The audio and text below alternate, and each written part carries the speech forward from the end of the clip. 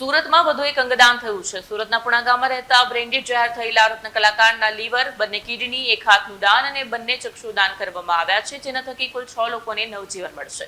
મળતી માહિતી મુજબ મૂળ રાજકોટ જિલ્લાના ઉપલેટાના વતની અને હાલમાં સુરતના પુણા ગામ ગીતાનગર ખાતે રહેતા પરેશ કિશન કપૂપરા રત્ન કલાકાર તરીકે કામ કરી ગુજરાન ચલાવતા હતા। ગત 12/2/26ના રોજ સવારે કામ પર જવા નીકળ્યા ત્યારે સોસાયટીના ગેટ પાસે અચાનક ચક્કર આવતા પડી ગયા। તાત્કાલિક પરિવારજનો તથા સોસાયટીના સભ્યોની મદદથી સુરતની ડાયમંડ હોસ્પિટલ ખસેડાયા। ડોક્ટર ટીમ દ્વારા વિશેષ નિદાન અને સારવાર શરૂ કરવામાં આવી। તેમને મગજમાં હેમરેજ હોવાનું માલુમ પડ્યું, જેથી તરત તેની સર્જરી કરવામાં આવી। સઘન સારવાર બાદ 26/2/26ના રોજ દર્દીને બ્રેન્ડેડ જાહેર કરવામાં આવ્યા।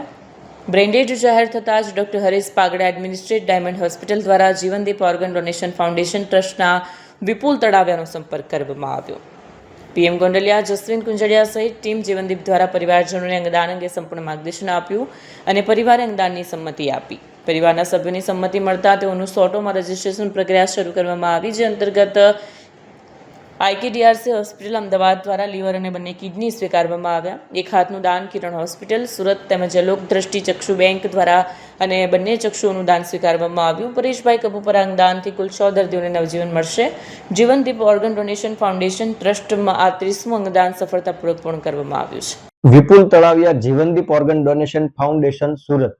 ગતરોજ ડોક્ટર હરેશ પાગડા સાહેબ ડાયમંડ હોસ્પિટલના એડમિનશ્રીનો ફોન આવ્યો હતો કે અમારે ત્યાં પરેશભાઈ કિશનભાઈ કપૂપરા 43 વર્ષીય પુરુષ દર્દી બ્રેન્ડેડ છે, આપ આવો અને પરિવારજનોને આપણે મળીએ। જીવનદીપની ટીમ ત્યાં પહોંચી હતી। પરિવારના ઘણા બધા સભ્યો હાજર હોય, તેમના ધર્મપત્ની દિવ્યાબેન, માતા હેમીબેન, તેમનો દીકરો શ્રુત, તેમના માશેભાઈ નિલેશભાઈ અકબરી વીએચપી સહિત સૌ પરિવારજનોને મળ્યા। માતાનો એક જ આગ્રહ હતો કે વધુમાં વધુ લોકોને નવજીવન મળે એવો પ્રયત્ન કરજો, સમયની ચિંતા નહીં કરતા।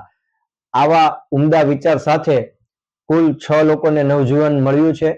બંને કિડની અને લીવરનું દાન આઈકેડીઆરસી અમદાવાદ, એક હાથનું દાન કિરણ હોસ્પિટલ સુરત અને બંને આંખોનું દાન લોકદ્રષ્ટિ ચક્ષુ બેંક સુરત દ્વારા સ્વીકારવામાં આવ્યું હતું।